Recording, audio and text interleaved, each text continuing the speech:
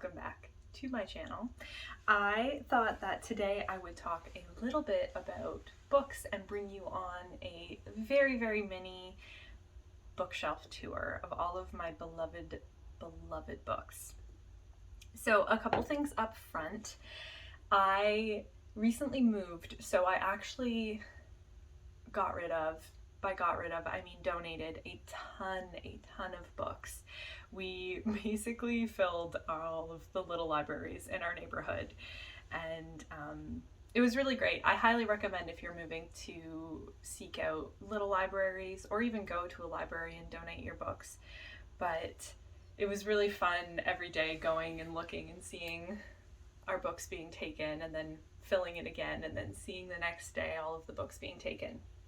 So that is a long-winded way of saying that a lot of the books that I kept were actually books that I haven't read, which is why going through my shelves, you will see that there are a lot of books that I haven't read. But that was because I wanted to obviously keep the ones that I still want to read and experience, as well as the ones that are really, truly meaningful for me.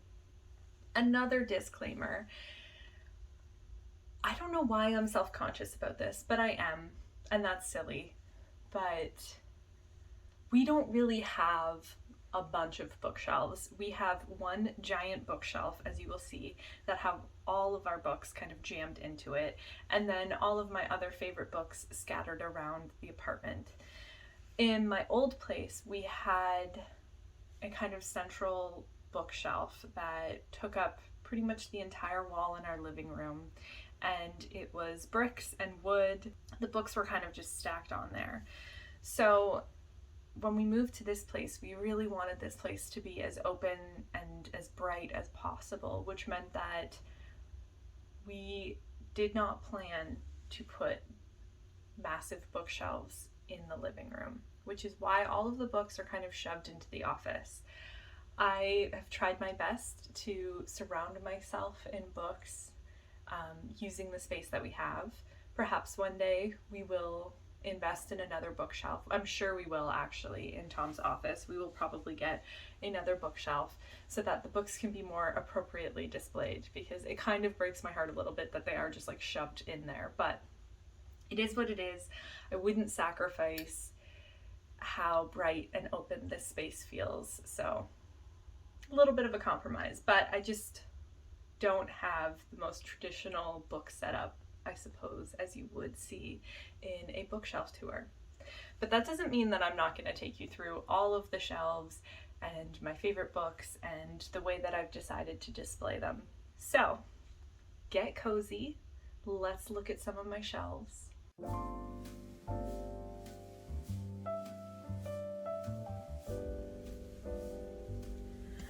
All right, so let's begin in the office. This is the massive bookshelf that I was talking about.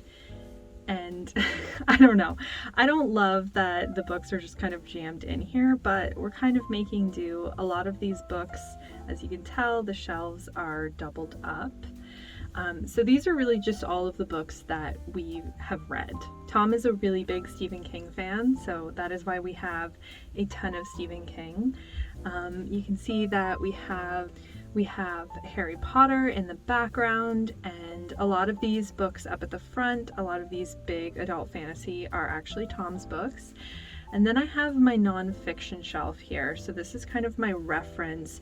As you can see, there's some World War II history books, and we have some memoirs, and yeah, just some Canadian history. Kind of, my interests are very varied when it comes to history. Here is where some of my classics are, as well as some more contemporary and YA fantasy. Again, these are just kind of like haphazardly thrown in. So this is more of like the shelf where when I finish a book, I just kind of shove it in here. I kind of keep them this way because typically, if I'm not going to read a book again, I tend to put it on this shelf. This bottom shelf is some of Tom's comics, as well as some history books for me. These books are books that I actually reference quite a bit when writing, which is why they're here. So over in a little corner in our living room, is a little section for all of my cookbooks. Actually, these aren't even all of my cookbooks, but these are the cookbooks that I kind of reference the most. These are some of my favorite cookbooks. I love Deliciously Ella. I could not recommend her enough. Oh She Glows is what converted me over to vegetarianism, and I really like this Cool Beans. Embarrassingly, I actually keep a lot of my cookbooks under our couch in the little storage unit, along with all of the blankets. This is my to be read cart. So these are the books that these are books that I haven't read yet, but that I really want to read, but maybe not right away, if that makes sense. So they are books that in a few months I'll probably pick up. A lot of them are seasonal. Some of them are perfect for fall, so I'm kind of just waiting for the fall, but I really love the idea of putting these on a cart because then I can put it anywhere in the room. Although right now I can't because it has a PS5 on it, but some of these books are books that I've actually read. So the Sylvia Plath book I've read, and I really loved Sylvia Plath and I love her writing, but I really want to reread it, which is why it's on here. And yeah, some of these are books that I will pick up 100% in the fall.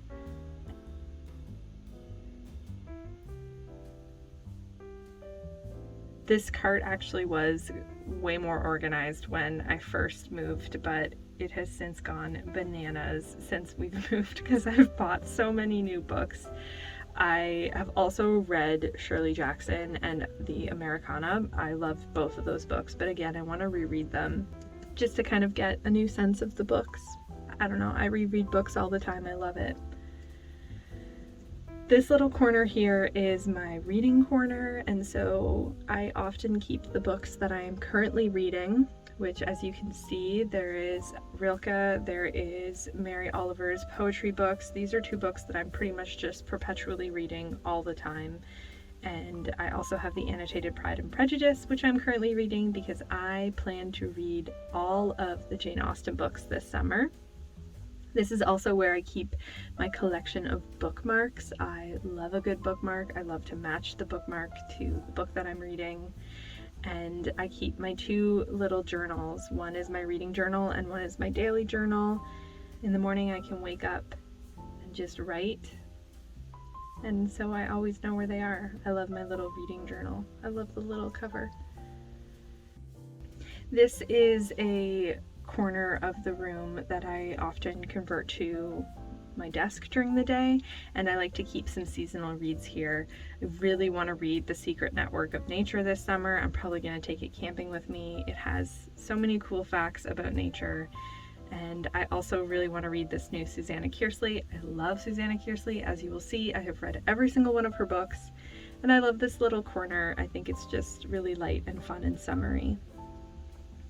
On our living room table, I have some books that I just think are really pretty and books that I reference quite a bit. So these Vibrant Botanicals, I really like that cookbook, and I just think this still life cover is so beautiful and I want to read it this summer.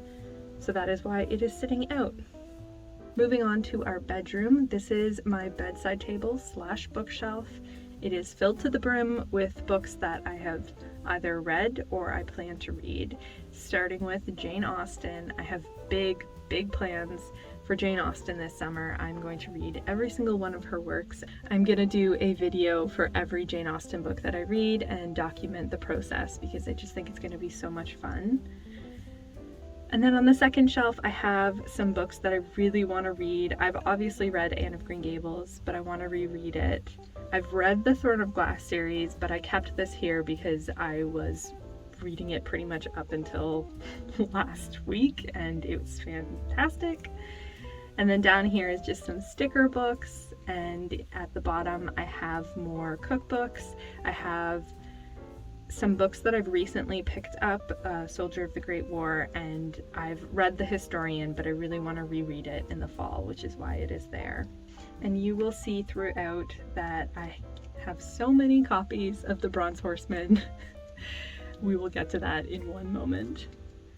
So then over here are the bookshelves that I consider to be the bookshelves that hold my favorite books of all time. These are some of my favorite series. These are the books that I hold most dear, and that is why they are in my bedroom because they are the first thing I see when I wake up, and that makes me really, really happy. I really like this setup. The cubbies down below are actually full of my clothes, which is why there are cubbies there. They're hiding it. So starting on this side, we have some fantasy that I love. We have all of the Susanna Kearsley books that I've read and that I love. This is a old copy of Outlander, which was originally published as cross stitch in the UK. And I don't read this copy. It is really beaten up. I believe I found it at a thrift store, but I just love it. I have so many copies of this book as well. As you can see, I really love to collect different versions of my favorite books. It makes me so happy, and I do read them and compare them, although this one I wouldn't do that because it is very much falling apart, but I love it so much. And I think it's really interesting that it was called cross stitch. Of course, we have Rilke on this shelf, and this is my absolute one of my favorite series. I love Dark of the West. If you love World War inspired fantasy with a little bit of romance, you will love this series. I plan to do a big reread of it in the summer. I could not get enough of it, and it breaks my heart. I really loved Six of Crows. I didn't necessarily love Shadow and Bone, but it felt weird keeping the stories apart, so I kept that up there. Here is my Susanna Kearsley.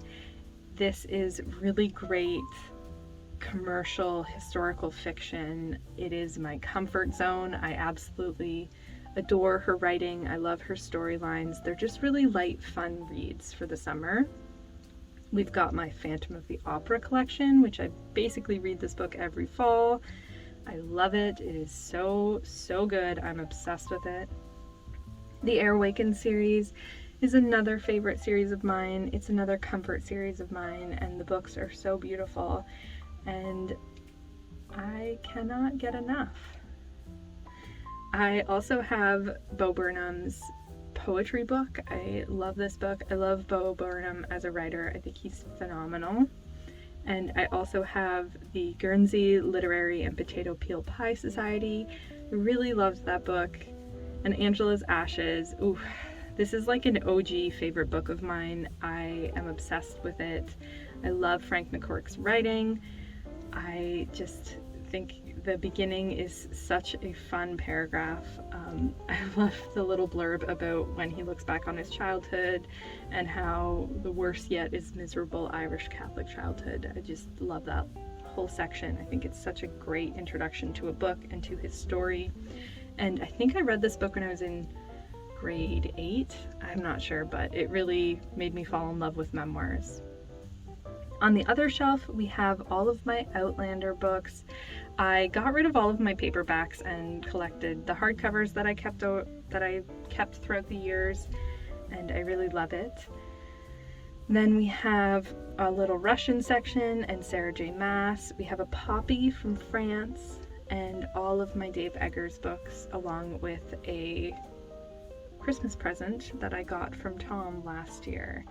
I love Dave Eggers. I think I've read almost every single one of his books. I found one that I hadn't read this year. But most importantly, let's get to my favorite book of all time, the book that I have the most copies of. This is my reading copy of The Bronze Horseman, and I love it so much. I sometimes just stand on these shelves and just kind of look through these books and just think about all of the stories that I've read, and they make me so happy. If you are going to start with a Dave Eggers, I highly recommend either What is the What or The Monk of Mocha. And I also really like Heroes of the Frontier, but you really can't go wrong with his memoir, A Heartbreaking Work of Staggering Genius. I just really love his writing. He is kind of everything that I wish I could be in a writer. He's smart, he's funny, he's very heartfelt, he does emotion so well. And I could go on and on about Dave Eggers, but we are going to take a look at the actual ultimate favorite shelf. This is the shelf that I would run to if my apartment was on fire and Tom had the cats. I would run to this shelf and I would grab all of these books and I would just be the better for it, I think. But These are all of my all-time favorite books, and my favorite editions of these books. The shelf makes me so unbelievably happy to look at, and I love the fact that the blues just work together. But on here we have the Bronze Horseman series, and we have War and Peace, an edition that I was given by my best friend. We have the Anne of Green Gables DVD collection because I just thought that it worked really well on this shelf. And we have some reference books that I really love. The Magic and Medicine of Plants. And then this was actually given to me by my best friend last Christmas. It's a coffee mug, and it just makes me so happy. So this is the first edition of the Bronze Horseman. This is, again, my favorite book of all time. If you love historical romance, I really would consider giving it a try. When I first read this book, it just completely blew my mind and began an obsession with Russian history that still prevails to this day. I spent the better part of my university studying various parts of Russian history, and this book really kicked it off for me. It's not for everybody, it is a romance book, but it very much is the book that I turn to at least once a year, and I love this edition, and I've collected so many editions.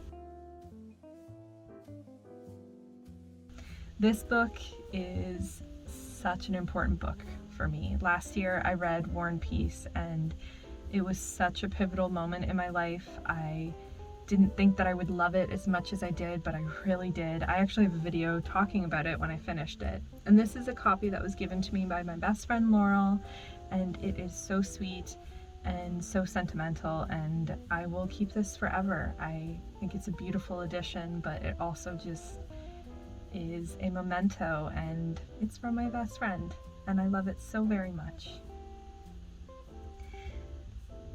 Then we have a very rare book. This book actually was given to me by Tom.